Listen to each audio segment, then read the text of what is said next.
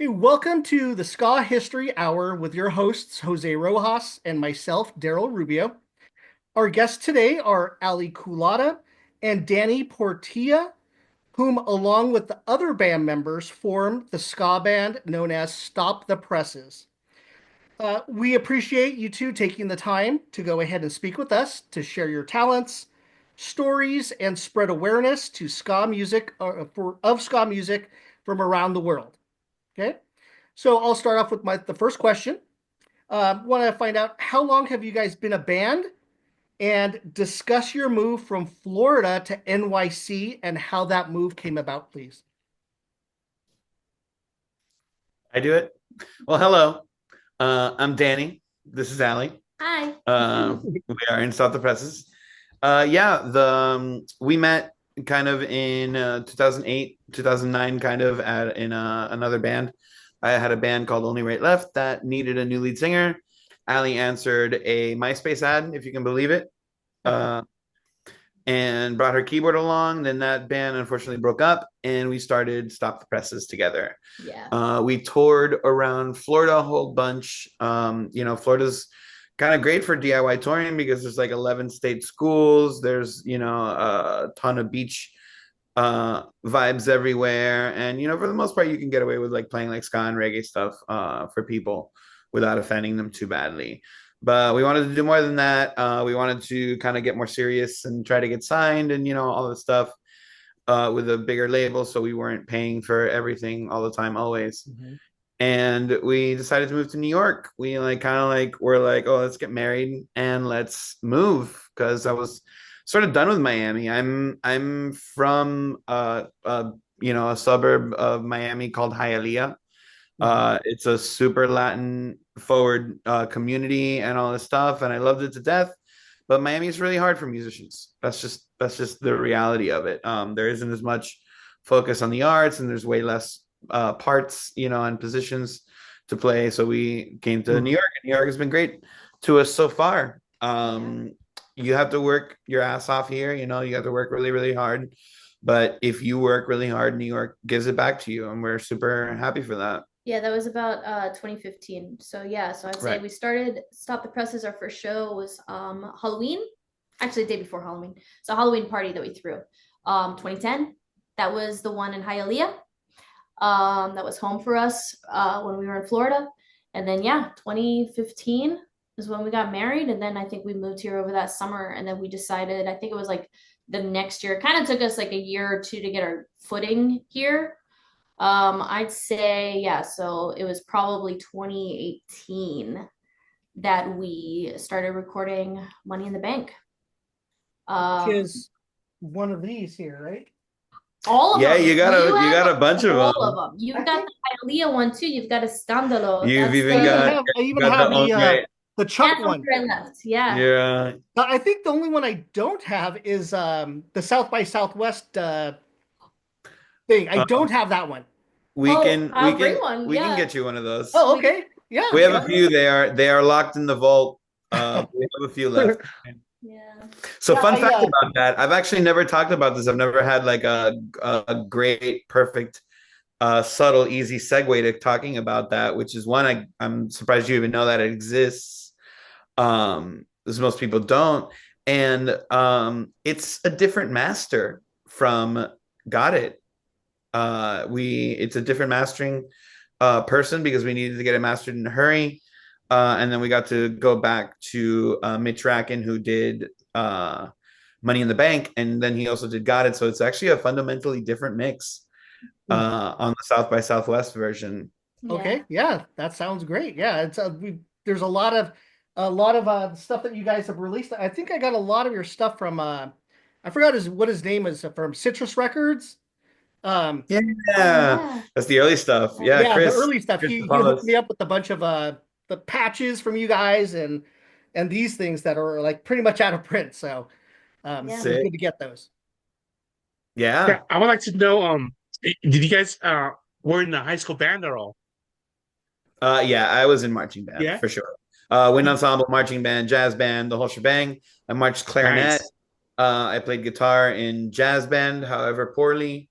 And Yeah, I've been an ensemble player kind of my whole life. As far as like my musical life goes. Yeah. Nice, nice. Ali was a solo pianist. She's the real musician between us, really. She has her master's in piano, I went to art school. classical piano performance. Oh Yeah, wow. Oh But I played wow. bands, but I played in like I also was like, I went to art school. yeah, I played classical piano and jazz band in my friends' bands. Like I played terrible keys in my friends' bands. And and then I moved to Miami. I'm from West Palm Beach. West Palm Beach, So Florida. who are some of the bands that you guys played with down there, where you guys are from? Down in Oh, Florida. dude, Ascultura is probably we played with the most. Family, that's family. We played with Jer, Hmm. Scottish Network. Right. before they were Before any of that, that, yeah. yeah, they were Funk Bands Inferno. Who else was that? Oh, Victims of Circumstance. Oh Uh, yeah. still play with those guys. The Um, Duppies were the around back in the Duppies. day. They played our wedding. Oh We really? love it. How cool is that? They're amazing. Broken Oregon is one of my favorite records, ska records of all time. Yeah, They, I mean those were the bands in Florida. We played with tons of people. I mean, we opened for anybody who would come anywhere near down anywhere of that. Like, that was kind of like what made us want to start having the taste of doing more stuff was that yeah, we were just the opener for uh kind of almost anybody, like the Supervillains and Real Big Fish and the Slackers. That's how we ended up getting a relationship with the Slackers. Mighty Mighty Bosstones, Mustard Plug, just like all that stuff. And then we started over up here, and it was really great. And now, we're playing with all of those people again, most of those people again in a you more guys, do you meaningful guys way. play often with the Free Coasters? I know they're up north more. Yes, Yeah. and they are wonderful. They're fabulous. We did a tour with them. We did 4 dates with them last Slackers holiday. Hmm. Yeah, that was really nice. They are a fantastic band, great Yeah, I friends. saw them a couple times when they came here last year. I think it was last year, year or whatever it was. Then the bands I remember from Florida, but this was back in the '90s, was like a Ska Humbug and Yeah. Pork Pie Tribe and oh God, some ones like that. Jive Step Bunch, I think. I don't remember. There was a bunch of those bands from that back then. Um, but yeah, that was a pretty good scene. But Florida's so spread out that you can't play with every band. Right. Yeah, Those bands were predated us a little bit. I listened to the first two quite a bit. I don't know the third one that well. And then like AAA, like Against Mhm. All oh yeah, Authority was like a big that part was a of big one for a big us. part of my childhood. But we got to play with And them recently. That was yeah, we crazy. got to play with them in Canada, Yeah, which was the Oh, most really? beautiful thing. best. It was like Wow. all the way to from the And all the way from the bottom all the way to the top. Like yeah, it was wild. It's really rad. and Buffalo Ska Fest too. Yeah. Riot Squad Media, they're awesome. Those are some of the bands that from down in Florida. Uh, um, Triple A's. Yeah, That's one that Against we All like Authority that we saw. was, yeah. Yeah, that we saw when we were living down there. And Less Than Jake is a huge influence to us too. Like talking about Florida bands, Right. Gainesville. Gainesville. Yep. Yeah, Yeah, I know them. yeah, great bands. Jose? But we were around in Miami around like the tweens and that era for ska and for music. It's like, it was kind of like dead. But we had our own thing. We had our own scene down there and we did really well and we learned a lot. We learned a lot about who we are as artists and about ska and made great friends. I'm happy to see that all of our friends are still at it. So you guys are excited to come out here again for an LA show? Yes. Yeah. Yeah. Excited. Love California. Yeah. Love the West Coast, dude. Love the West Coast. Is there Love like a spot out here that you want to see again or anything like? not anything like specific as far as like I mean I'm like kind of scared to see any of LA right now. Oh, Because Oh yeah, it's yeah. rough. aftermath. Yeah, we It's feel a it's little closer atrocious. to It's that. super. I don't even know what like Sunset or anything like that. What it must look like right now. Just the pictures, like, dude, one of those early videos that they showed from the like somebody from a plane at night, it looked like a scene from Escape from LA, dude. It was Mm. like it looked Yeah. dystopian as fuck. So I'm not looking forward to that, but I am looking forward to like under $2 tacos, and like uh um just the camaraderie, dude. California shows are killer. Mhm. I really look forward to hopefully I'll get to see my homie Eric Molina, our dear friend Eric Molina, the horn slut. Yep. Um He is. He's with every band. He is. He's a wonderful that's boy. his name for himself, and I could not be more proud of him. He's a killer player, bro. He's getting around doing his thing. Oh yeah, hopefully I hope to God that I get to see him while we're in NorCal, because he's such a busy man. But just all of it, dude. I love being in Southern California and getting all of those nice big shows, all that hospitality, the killer weather. I'm not gonna lie, I'm not that big into In and Out, or like Shame. That's a shame. I know, dude. I love Del Taco a whole bunch. Uh, Yeah. do that. We can hang out there. Um, Well, I guess and to counter that, we're not really into White Castle. I don't think anybody's in the White Castle, bro. We're not. Harold and Kumar, that was it. Oh God, I my son and I were on an East Coast trip a few years back, and we went to a White Castle. We wanted to try it. Well, I've had it before. It's disgusting to me, but my son, I just had to have him try it, and no, never again.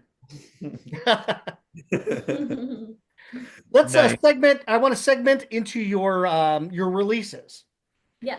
So I know Chuck released the Orlando volumes 1 and 2 cassette, but that was back from the 2009 era, around there, the early years, Yeah, right? it's actually not Orlando. That's an unfortunate bit about the contraction of it. Well, it wasn't when it first was, but it actually stands for Only Right Left, Oh, which was the band before Stop the Presses. got it. The one that you Um, were in. Yeah. yeah, we had this kind of unreleased record that stayed on the cutting room floor of stuff when the band broke up, and it sucked because it was like surfy and funky and like all of the shit that we did when we were young, like trying to mix stuff together. Florida's full of great, weird people who like want to mishmash everything, and have no rules. And I love it to death, especially like Miami and Hialeah and all that stuff. Like funky rock bands and etc. come out of there, like rock in the great umbrella, Right. of a band with a drum set and a guitar. You know, um, That's where it starts. Yeah. but yeah, so it's Only Right Left was the band, and we like broke up, and then they actually rejoined Stop the Presses for a while, and we got to play with that original lineup for a little bit, and it was really great. And we brought some of those songs back, and then we kind of stopped playing them because it was like we wanted to keep that there, but we got all nostalgic for it in I don't know, and then I think over like COVID, kind of like doing the deep dive on the archives, trying to find stuff to Yeah. To do, release. and we reached out to them, George and Gabriel, and we're like, hey, do you mind if we release these things? Did some quick, mixing on it, and just those are like almost raw uh recordings with very minimal stuff done to it because it was just the outlines, and then we never moved forward with the mixing step. That's good, but it's good that you came back to that. You also had 2011. Does it look pretty? Does no, sorry. Does it still look pretty with Ali on the cover? Yeah. You have 2012's Escandalo. 20 Escándalo. Escandalo. Escándalo. Escandalo. Sorry. Scandal. 2013's Skanky and Private Ryan. I guess that was some songs were on that 7-inch up there. Yeah. You also then there was a large gap in releases with 2019's Money in the Bank, and then most recently 2022's Got It. Can you guys expand on the time frame between those releases? Was this due to the move in states, change in music, environment? What exactly? The move, the physical move. New York kicks the shit out of you, dude. Like you have to level up here. It's not a joke. It's like really, it's wonderful. It's fast paced. It's no joke, dude. And if you're on your shit, New York gives it back, but you have to level up and you have to take it seriously. And I really love it for that. I had a really hard time here when we first moved here for a while. It was like too much and it was a lot to like get to. And now I get it more and I'm appreciative of it because it's not as clean of a relationship between effort and money here as it is, it's not as easy other places as it is here. Uh, uh, and that's amazing. So yeah, like the first, all those records, were recorded kind of the early records were recorded on purpose, kind of in between, in the times that they would have been.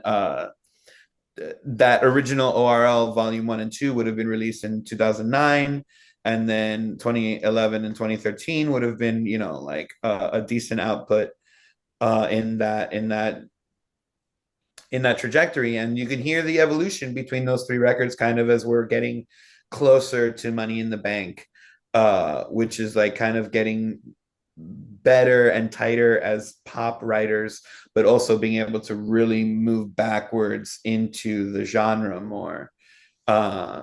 Which was kind of always the goal. It's just we had to educate ourselves on how to do it right. And then moving to New York, that took a second. We had to retool. The 7-inch that you have there of Skanking Private Ryan and Daddy Issues Volume 1 and 2 are special acoustic versions. They are not electric, which is really cool. Those were released by another great homie in the ska reggae community, Rad Jose, RJ, great human being, put this Grandpa's Casino Kickstarter thing together. And if I am correct, I think we are the only band to have sold out of their pressings. It is not available anymore. So collectors out there, hold on to yours. Yeah. Or sell it to somebody who's willing to pay for it because It has there like are more. a card or Yeah, Yeah. that comes with it's it too. Yeah, it's nice. But yeah, yeah, it's pretty called cool. Nice. Grandpa's Casino, and he wanted it to be like a record of the month club kind of a thing.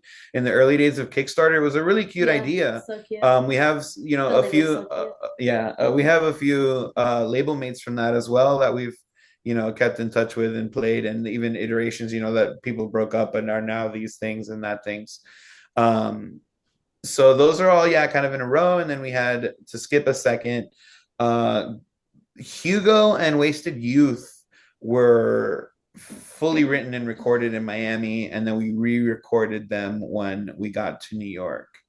So those had been around for a little bit, and then the rest of the songs on Money in the Bank came about, the natural way. You just write what's in your surroundings, and what was in our surroundings at that point was just our apartment. We didn't know anybody in New York, and we had an electric drum set and all of our acoustic instruments, and we sat there and fucking wrote that record. It was beautiful. It was wonderful. It was kind of like amazing. Right around like the same time we discovered this Ben Folds 5 record that had been like in the same kind of context. They hadn't had a record in a while, and then they wrote this record. And there's great songs on it, but one of them references the actual neighborhood we were living in Brooklyn, and like this wash of a thought that us and fucking Ben Folds were writing our records in the same neighborhood in New York was just electricity. It was good. I was thinking about Scott's New York the other day. Welcome Yeah. to New York. Yeah. And how Scott Kloppenstein from Real Big Fish. yeah. RBF. The Littlest Man Band. Yeah, Littlest Man Band. I played with him a couple times, and so did Danny when he was living here, and he has a song that's also about moving to New York and how it kicks the shit out of you. It's a beautiful song. In 6/8. Yeah, Welcome to New York. Yeah. Yeah, I really want to say I like that cover song you guys have, Dead Man's Party. That's pretty cool. Yeah, and who are your influences? Your like Oh, well, definitely. We love Danny Elfman, which is why we did that song. It was a really tough arrangement for us. Our influences are just from pop music, the Beatles. We love, the new wave, but we also, will cover punk rock and stuff like that as well. I think we're influenced by a lot of different things. So Yeah, it makes it interesting for us because we have a lot of uh, different, versions of songs or just those inspirations help to, create new art and stuff. It's cool. Yeah. So I don't Yeah, I know. think one of your covers is a Bikini Kill song, isn't it? Or Yeah. yeah, Yeah. Rebel Girl. Yeah. We love Bikini Kill. So you guys talked about your move. Unfortunately, you had to leave band members behind, but you did found new band members and you added backup vocals and dancing. Did the new environment, did that really affect your style and the musical writing style change when you incorporated all these new elements? Um, Yes, but also we already like in those earlier records wrote a lot of harmonies and stuff like that. I think that it was just evolving of like how we were going to arrange the show and fill out the voices and stuff. I think like having the background singers does help to like continue writing three-part harmony and stuff. Mhm. Um, but we love bands that do that. Like we love the Beatles that do that. Jellyfish is a band that does that. There's just so much fun. And then there's also like really early ska that also relies heavily on background voices. So it just made sense for us when we got here to New York. It was like there's so many fabulous musicians in New York. We've played with many different people, and we feel like very blessed that there are so many working musicians here that are no bullshit. They're incredibly talented. A lot of them have their own things going on and stuff, and we're just so grateful that we can have like friends here that can do the part you Yeah. know Yeah, in Miami we were a four-piece and our drummer sang and I sang. But there was things that you would sacrifice live in either vocal parts or instrumental parts, and we really wanted to be able to fill all that out again. And we honestly kind of like we weren't going to find another drummer who could harmonize well and play punk and ska stuff and do it for like little to no money. So it was kind of like easier to add new members. So now I sing leads when I'm singing leads, and I'll sing a few backup parts here and there when we have like four singers going. But for the most part, we all get to play our instruments more and do our parts more. The only one who's allowed to do three things at once is Allie. Yeah, that's amazing. now is there a band that you would love to have a show with, a ska band you would love to have a show with, and what are your favorite ska bands currently? Oh man, I mean, anyone who will have us and pay us. I love that band. No, for real, I mean, still bucket list people. If you can believe it, we have never actually played with Less Than Jake. That is the number one. That's number one. Uh, no jokes. Number And we're one. from Florida, so it Yeah. makes Um, honestly, like anything, we're about to play with Westbound Train, which is on the list forever and a day. I love them very well, very much. And I just want to go out with all of our friends. I want to go out with Mustard Plug again. I want to go out with Nice. High Tasters more.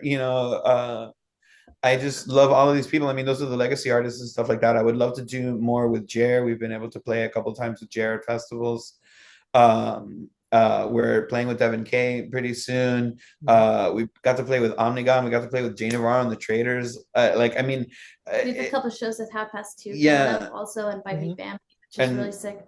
yeah, those are a lot of my already current like favorite artists and things that are going on as far as the happenings in the haps. But anyone who will have us, tell your friends. Yeah, of course, for sure. Um, we have tons of ska bands here in LA. multi, diverse, music.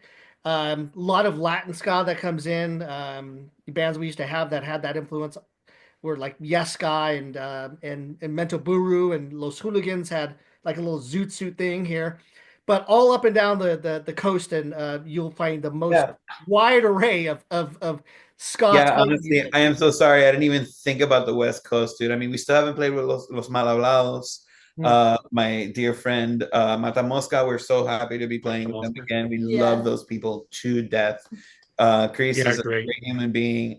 Yeah. Agrolites, big up Agrolites, Mhm. dude. Yeah, yeah. Voodoo, I would like love any of the yeah, I would Yeah. love any of the LA people. Just hear my call. Yeah. Yeah. Would you guys, because when you guys have toured, you guys have already you've brought your bands. Like you guys like with Jay Navarro and the Traders, you guys, a couple years ago, that was your tour, and then now again you're doing your tour. If you do the solo tours, then you can hit up the other bands, and you can get on some shows with Bite Me Bambi and OC, or some of the LA bands, a lot of the ones from uh, like we were like Jose and I were talking about earlier. There's like South Central Skankers, and there's a big LA ska core scene also that love and would eat up this type of music that you guys play as well. Dude, we love playing those shows. Those shows are the best shows. That's when I think West Coast, that's what I think. Oh yeah, you got to come out here solo, and then we'll get you some shows. Yeah. Yeah. Um, for each of you, what was your earliest exposure to ska music, and what were the bands that you were first introduced to? I think for me, it was probably, you know, no doubt, for sure. I think I got my brother gave me a bunch of CDs, and there was that one, Tragic Kingdom, that was in the pile, and of course like Green Day, Dookie, and like Blink 182. So I think I was like of the time, like I was young when that was like all really hot. And so, I think it's like anything with ska. It's like there's, this whatever era you're in, you get caught up in that wave, and then you start to work your way backwards. And I think that that's what has really influenced me. But I would say, yeah, like those bands early. Then when I started going to shows and stuff, it was more of like ska punk. So like Mad Caddies and Catch 22, that was like what was going on in West Palm and Lake Worth at the time.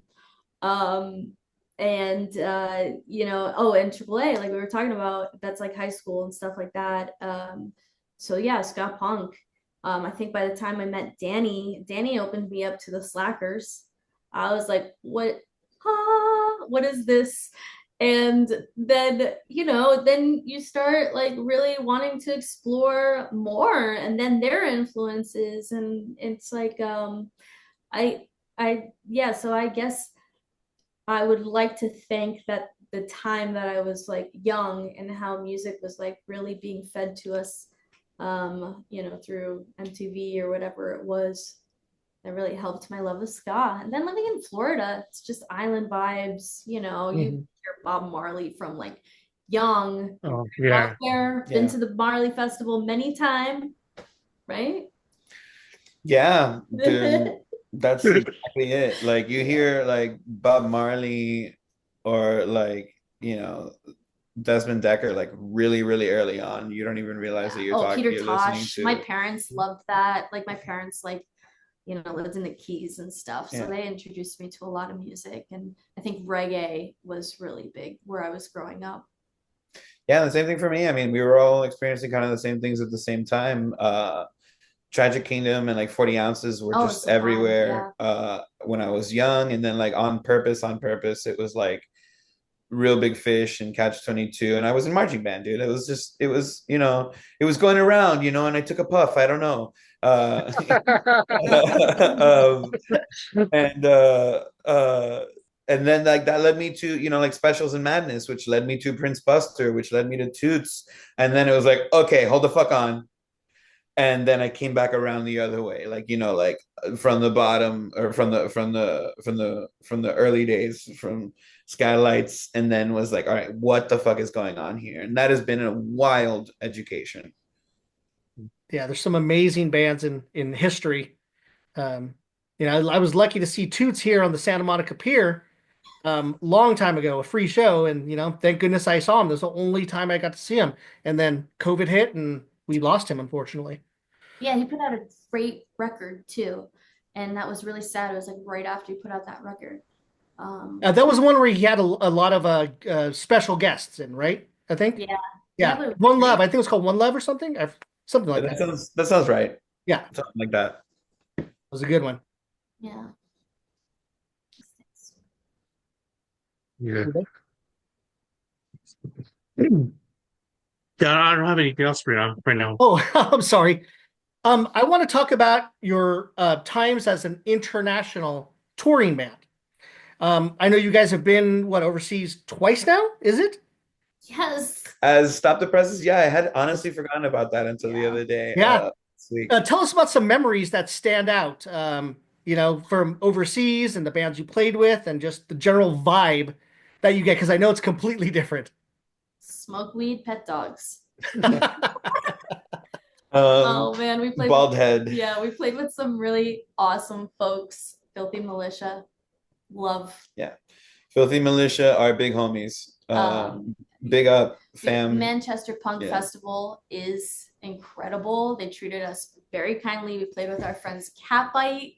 That was crazy. It was wild. So fun. We know Tim from like the Snails days before Catbite, and throughout, and for us to like just be sitting in a green room in on a different ass continent was so great. Three. We've played with them on three, no, in three countries. Including in Canada. Yeah. Yeah, that's awesome. I know they have a lot of large festivals out there too. Yeah. They got to bring We you out for played some of those. Freedom Sounds in Germany. They treated us very nice. They were very kind. What an incredible festival. I would go back to Freedom Sounds any day. And we met oh my God, at the Hairy Dog, our friends there that does Boomtown. We met like wonderful, wonderful people. Obviously we had to like when we go out to Europe, we had to save up, and it's a lot. It's an investment, but it's so worth it. We were treated very kindly in France. We met up. We actually just met this band, Zero Talent from Paris, and they also helped connect us with a lot of people in Europe. And then All Corner Artist Booking helped us with a lot of the shows in England, and we're very thankful for their help because what an experience. Those shows were incredible. Yeah. People out there treated us great. Throughout most of Europe, they feed you at the venue, like, and I don't want to say that it's like, like a buyout. It's not just that, like, it's still like DIY touring, stuff like that. So it's like somebody's partner, who made us like vegan goulash with, with rice and like sides and fixins, and like, but it is customary to feed a band and also pay for their hotels on top of paying them. It was really nice. It was amazing. And even a lot of the venues have artists lodging right there on the premises.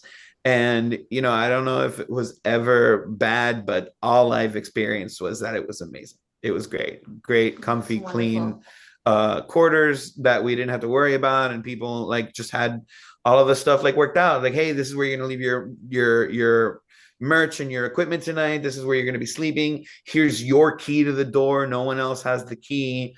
Like, just all kinds of great stuff. Or they would be like, hey, the week before they'd email you and say, hey, this is it's 6 of you, right? This is the confirmation for your hotels and et cetera, et cetera. And it was really great. It was just amazing how much in Europe they're accustomed to taking care of bands. Oh, that's wonderful. Now, that Freedom Sounds Festival, was that the one with Deltones and Potato Five that you guys played with? Yes. Oh, God, wow. Those are two of my bands I've always wanted to see. I missed them in 89, Potato Five in 89 when they played here at the Country Club, because I didn't get to ska until the next year. And then I've always wanted to see the Deltones, and they just reunited last year or whatever it was. So I wasn't able to see either of them. I'm not planning to go to Europe anytime soon either. So Mhm. you two were very fortunate to see those bands. Yeah, Yeah, they were great. Um, it was great. so let's talk about your upcoming tour. You guys have a 6 date tour in California. I'm sorry, a 6 day tour this month, starting February 25th. You got your stop in Vegas, and then you got 5 shows in our state of California. Mhm. There are two uh, shows that I wanted to point out specifically. The one being in LA on February 28th, which will finally get to meet you there. And then another very important one is playing for Mida at his This Is Ska Radio 5th anniversary. We just had Mida on last week, interviewed him. I've known Mida for 30 something years. He's always been the guy where my bands that I booked or toured with have always gone through Central California with. Um, and so that's going to be a great show for you guys there. He's very accommodating and everything. Um, is there any one show in particular besides that show in California that you're gravitating towards? Any place that you haven't played yet? Well, besides Murrieta, I know no one plays there really. We were invited to play Dolls Fest in Berkeley, and we are very ecstatic to play that festival. FemFest, promoting more women in music, and we're playing on the Sunday with Bite Me Bambi and 2:30. Um, and also like just incredible bands, Tsunami Bomb, which happy to play with them again. And I think that's probably the one for me that I'm also very excited about.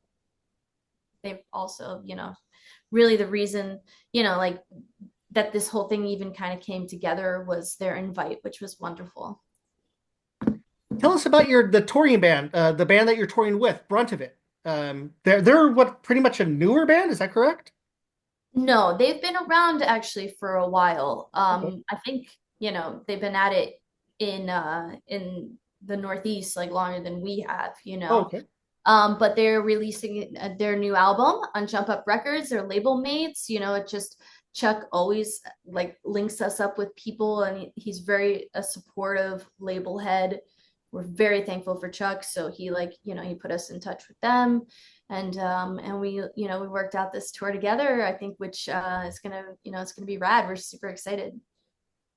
That's Yeah, awesome. I'm excited to see you guys out there. I'm gonna be out there for sure. Hell yeah. That's a good segment into the question that I was going to ask next about the change from your indie releases to mega ska label Jump Up Records. 'Cause I've known Chuck. Chuck's a great dude. I've dealt with him over the years for just different things. He's probably one of the biggest ska supporters that I know in the scene from way back until recently, and he's just gone strong. Tell us about the move and how that came about to have Chuck start to release your albums. We begged. No. Like most bands. No, we self-released Money in the Bank, and it was ironically titled because it took every cent we had to move to New York and release this record and do all this stuff. And it was touch and go there for a second afterwards. But it did what we wanted it to do, which was like reestablish us and give us, new energy and things for people to look forward to and etc.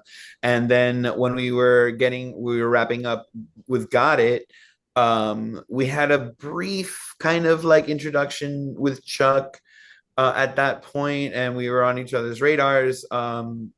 And Ali kind of put it out on the internets. Hey, we're almost done with this record. Does anybody want to release it? And Chuck was like, yeah, what's up? Let's talk. And he has been just a blessed human being the entire time. So from before anything has happened, that like we got announced for South by Southwest, and he was like, oh, it was his idea. He's like, we need to get you test pressings. We need to like, and dude, this man got like I don't know how much influence I'm allowed to talk about or whatever, but he got us like moved in front of people at this record plant that I didn't even think was possible, you know. And we got those records out, and you know, he was just amazing about it. He Yeah. like hand printed a bunch of stick on labels and like and on all this stuff and just got us set up. But then when the record actually was coming out, he was just like, hey, send me the files. I need the files by this day. I need, you know, the credits and etc. Blah blah blah, and all of this. And even that, you know, we had it mastered one way and then we got it mastered over again for this, and he was cool and helpful throughout all of that. And then it was just this amazing feeling that, like, you know, I would just get a message. We would get like to the press's inbox, like, hey, third, you know, expect CDs are there on Tuesday. And we would just get like, you know, a few hundred CDs and jackets. It's like, this is, you know, this Or is the for you. tapes, the ORL, like those cassettes, which are Right. rad. They're super rad. That And sounds then great. just, you know, he was like, hey, vinyl is coming in on this day, sleeves are coming in on this day. And it was, you know, it's very different from you being the person who's just psychotically in charge of every detail than to just somebody just like letting you know, like, hey, Thursday. Yeah, right. It's incredible. Yeah. It was really rad. And then after that, you know, he's never been a passive force in our lives. He gets involved in any way that he can. One of the nights that we played in Switzerland, a dude drove to see us from Germany and brought his record sleeves for us to sign because he had bought our record in like a brick and mortar terrestrial record shop that had distribution with Jump Up Records, and we had a fan with merch there before we got there, and it was incredible. Germany is still one of our top 5 listened to countries on you know, digital stuff. Yeah. Chuck does everything that he can for us and anybody else coming close. Great Lake in ska. Yeah, that's definitely a great resource to have there, especially spreading the word. And he's just got to, you know, get you guys to convince Tim and April to get you guys on Supernova, Yes. right?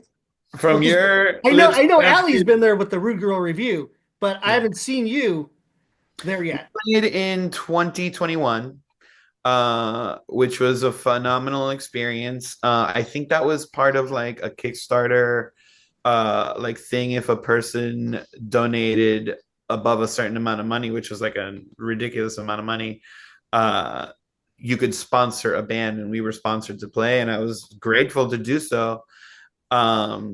Big ups, Maddie. But you know, we would love to come back as soon as they'll Hint, have hint. If anyone's listening, that is tell your awesome. friends. So what about your plans for, you know, besides vinyl? You guys are just releasing vinyl now. Have you guys asked Chuck to do anything besides that cassette from the ORL? Or are you talking about CDs besides digital? Because there's a lot, because I'm a huge collector and I have a shitload of ska CDs, and that's what I like to collect because I'm just done kind of with vinyl, except for, you know, stuff that I could, that whatever comes out, like Bite Me Bambi's not putting stuff on a CD, so I have to get it on vinyl.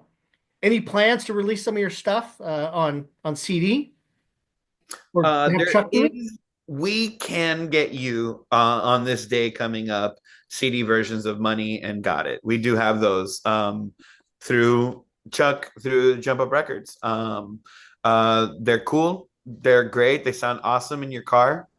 Uh, um, I still have a CD player in my car. yeah, dude. They're totally worth it. And just yeah, man. I mean, like we will release music in any format that we can.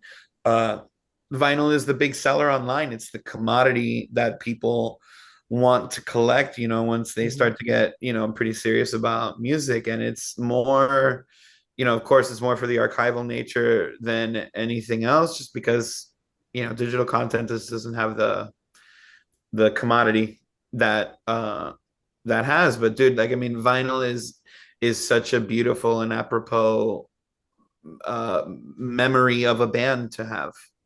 Physical media is what I grew up with. I remember reading liner notes of Thriller and the gatefold sleeve and all of that kind of thing. So I love physical media. I love just holding it. I love putting it in the CD player, and just listening to it, looking at the liner notes too, or whatever's on the CD, and just learning and growing. That's the type of thing that I've always loved. So I know what it's like with collectors. I had to stop with records because I have too many.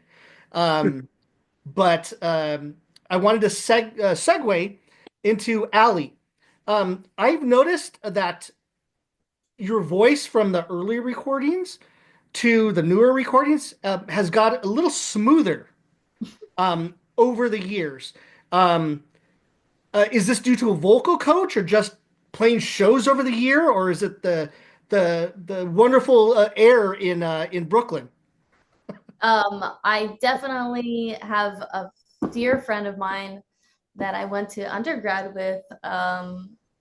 She was in the opera program, Stephanie Newman, and she is my coach and my dear, dear friend. And then also just learning about singing because I started working and I started had to teach singing. So I, you know, studied it a lot. I've been teaching it. So I've definitely been able to. I also like started writing songs that I legit couldn't sing. Um, and so, but I think when I was younger, I had a powerful voice. It was just really bright and in your face. And I think, yeah, naturally, I think as you age, you do smooth things out. And then as you perfect your craft, which I am a perfectionist, so it's like, you just kind of also at home recording, just a lot of different things. And being at it for so long, I think those early recordings, I was like in my early 20s, maybe 21 or 22.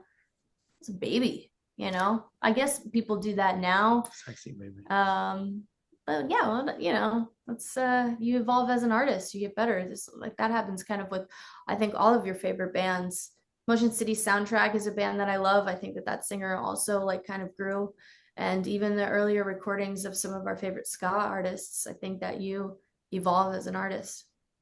Right, exactly. Because I was listening to the "Does It Still Look Pretty," Yeah. and you talking about No Doubt as one of your influences and what you listened to early. You could kind of hear some of that, influenced your musical style.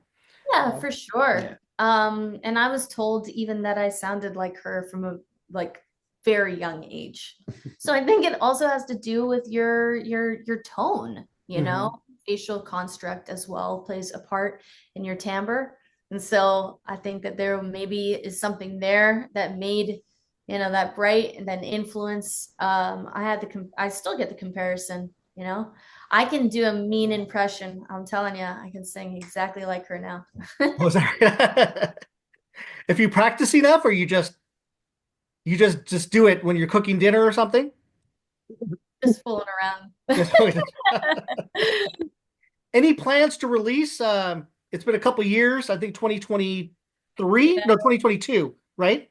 Was 2022. was Got It, right? Yeah, So we're you guys are songwriting? What's happening with the band right now? yeah, we're working on new music right now. We had the fall off so that the fall season off so that we could it's weird, it's fall Got fall off. off. And so we've been working on new ideas. We just moved into this new place that we're sitting in right now.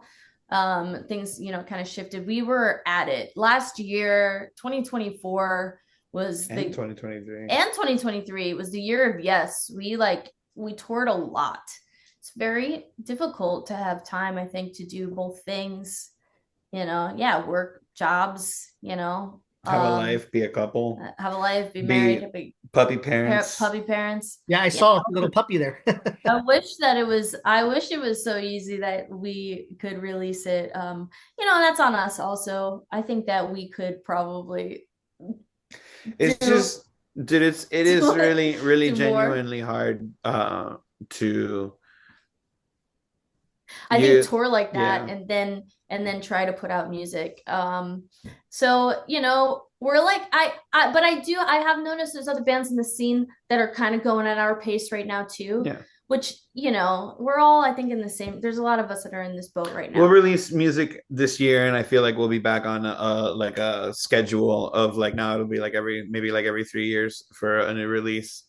I'd love to get it down to every 2 years, but that really, depends on the amount of time that we are able to dedicate to doing the whole thing, life is expansive. You guys recently had a change in the band. You had Oh, I don't talk about this stuff. I'm okay. sorry, I forgot to tell you. So la first time I've seen you guys, I actually heard you guys really was the COVID. Um, what was it? You guys were all in different rooms. Everyone had to be in different rooms, and this was on the COVID thing. And you guys played, what song was it again? It was a couple. We did, I think we did Roots Gang, Dead Man's Party, Wasted Youth.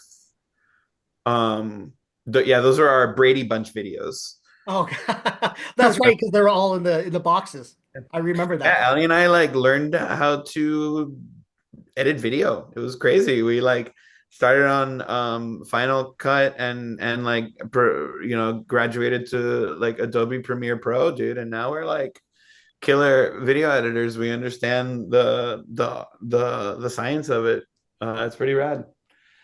Well, that's a Yeah, good I seg, don't remember which videos we did for those. and that's a good segue into your videos. You guys have released several videos over the years. Do you guys know exactly how many? Because it's got to be 12 plus, right? Probably You something don't like know that. exactly. 10 to 12 maybe. Yeah, we have like a few official music videos, and then we have like the COVID videos, and then we have some like mini performances that are like on purpose. It's funny, like by content standards, we don't have any content. Like we're barely on the radar, but we're super proud of like the things that we've done. It's kind of it's funny because we're like DIYing our way through our 90s dream, you know what I mean? Like uh I wanted to be released on CD, I wanted to be released on cassette tape, I wanted to have a music video, uh, and we have those things now, and people care about them, outside of us, and I mean that's just like the greatest honor on the planet. That's really what it's all about, is people really like what we're doing, and that it makes sense to them that we exist, and I love that. Right. So I see a lot of ska bands or ska type bands are putting out a lot of videos now. And you guys in particular, Bite Me Bambi does it a lot, but I don't see an influx of bands doing that. Is it something that is generates a lot of buzz for you guys? Do you guys get recognized more in your own town from these videos? Nothing like that? No, um no, I had to go home for some family stuff recently, but I got to hang out with my one of my youngest nieces, who is like 7 or 8, and was kind of born after we moved to New York, so she doesn't get to see me a lot, or her, and she was like, but she's like conscious of stuff now, she's got like friends and opinions and little tudes, and like toys that she likes more and less and stuff, and she's got like all this like sass going on, and she's like, so like, what do you mean you like play music? I was like, of course, this is Miami, so she has a really thick Miami accent. Right. And we're like, yeah, baby, I play, in a band. And she's like, so like, are you like on the internet? And I'm like, yeah. And she's like, where can I find you? And she's like, I mean, I'm like, I don't know. We're on YouTube. And she goes and runs and grabs the remote and runs back and opens YouTube and throws the remote at me. She's like, here. And I'm like, oh, you want me to Show put me. this on right now? Like, and she's like, yes, go. What's the name? And then I had to sit there in front of my family and play these stupid music videos for this little girl, uh, which I think that we get recognized on like TikTok a lot and Instagram more than we do on YouTube. Oh, okay. I Really? would say that we do have a lot of content that it's live videos. We have a lot of our live show. We play a lot, you Mhm. know? And it's like why it's the difficult task of, being busy, playing a lot of shows, and then also trying to record an album in between all that. So it's hard. But yeah, I would say that on TikTok and on IG, we do get people that come out to our shows. And in that respect, then yeah, we're getting recognized that way. But like no, like walking around the street, it's only happened to me once where I've been on the subway and someone's like, "Oh my God, you're in that band. I just saw your band." And it was like, again, that was pretty cool, you Yeah, know. that must be a good feeling. Huh? Must be a good feeling, It's a good feeling, because but you're like you're that you're was getting your sound out there, which is great. yeah, I mean, again, that But was but but you're also humble. You're like, oh, really? I don't think I'm like that good, But that's it's great. It's no, great. not like that. No, No, I you know know. what I mean. Yeah, being humble. I know I'm not good there. You say, I know I'm talented, and people recognize me, which is good. That's part of the band, wanting to get your sound out there.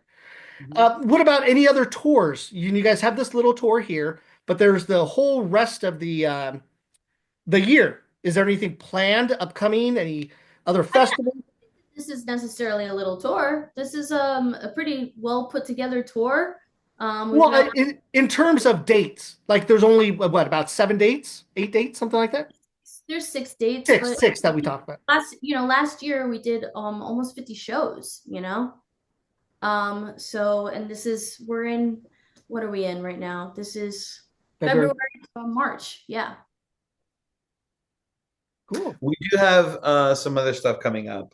We have another small run with Westbound Train on the East Coast. Like we said, that is good. We have another couple of things that are in the works right now that we can't talk about just yet, unfortunately, but they're happening down the line a tiny little bit. And the big focus this year is going to be the record. Trying to get record kind of like planned out and released and put together, and like all the stuff in conjunction with that, including a couple more music videos and that kind of stuff. So it's that we you play too much, and then you don't have a lot of weekends and nights available to write and record new things, and so you pick one or the other.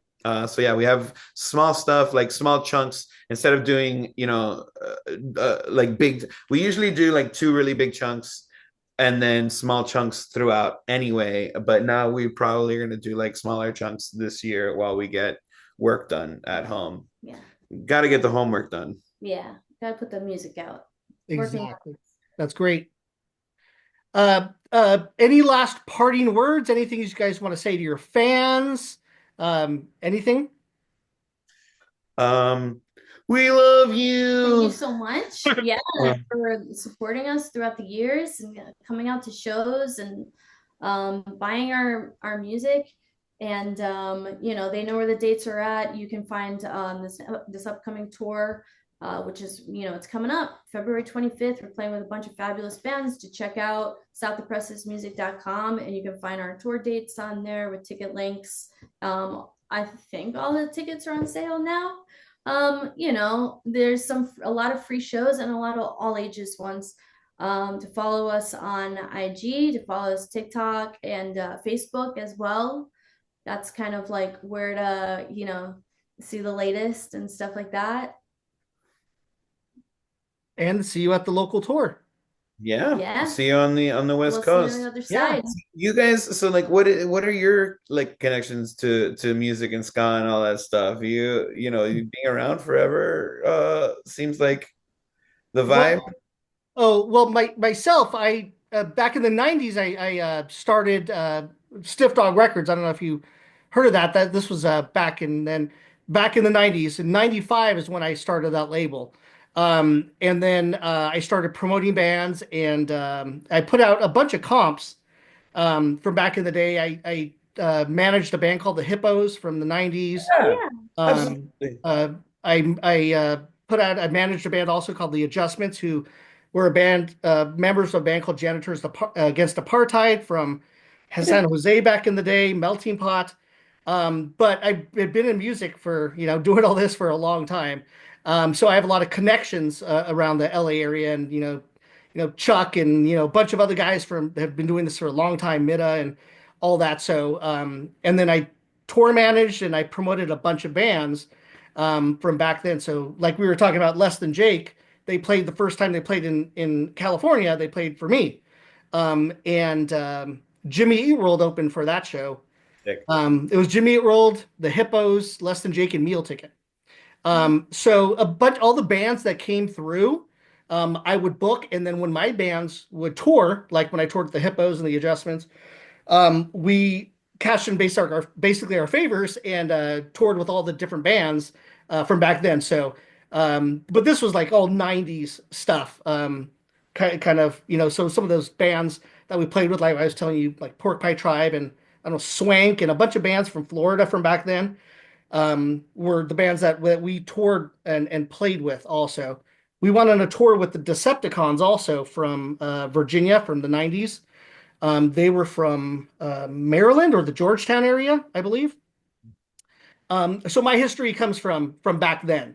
So a lot of the stuff that like Jose and I do, we're trying to do newer, great bands like yourselves that are, prevalent on the scene, and then also bands that were more defunct. Like we had Meal Ticket on a couple times ago. They were a big touring band. They were big in Southern California. So we're trying to kind of mix it up and do that type of thing. And Jose is a super fan. He's been around since 96, 97 or whatever. Well, I'll say 94, 95, 95, yeah. Yeah, Yeah. and he goes to all the shows. So Jose lives in what, Inland Empire, right? That area? Yeah, I'm in San Bernardino, but yeah. Yeah. And then I'm in near Magic Mountain in Valencia area. So not like all the fires were like all around us, and then we were like kind of safe in the middle. Yeah. But yeah, we decided to go ahead and do this, the ska thing, to try to get bands promoted, get your word, the band's music out there, and just make the people know about the ska and try to remember. And then um, I have a couple friends, Junior and Eric Kohler, who have another ska podcast thing called History of LA Ska. So Oh yeah. they started that, and they do a lot of other bands. And I asked them if, of course, if it's okay for us to go ahead and do this. They of course agreed to it. We wanted to do some other bands, things that they weren't doing, more bands that they don't focus on, bands that I probably know better for some of the other bands so that they do other bands. So we're kind of like mixing it up and trying to get to the whole kind of scene, along with everyone else who's doing it nationwide. So that's our thing. So that's how we were introduced into this whole ska mix somehow. Just trying to help everybody out. That's our main part. Love of ska. Yeah, for the love of ska. That's that's Yeah, that's the truly. best thing about the ska world, dude, It is everybody's family. Where there's Yeah. not there's It no truly is. there's not enough of anything else, Mhm. so we gotta be there for each other. Yeah, it was the same when the Free Coasters came out here. There was a couple dates they didn't have.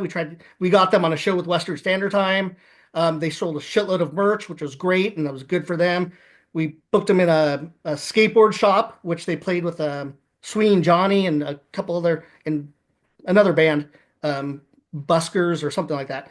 But we just want to help out any band that comes through, anything that we can do. And that's when I asked Chuck to see if it's okay to contact you guys and try to see what we can do for you guys out here because we didn't see much promotion. Sometimes there's not a lot of promotion for some bands that are touring and coming through. And so we just want to spread the word that way as many people come and are exposed to other music than just the regular bands that they see all the time. Right. Well, thank you.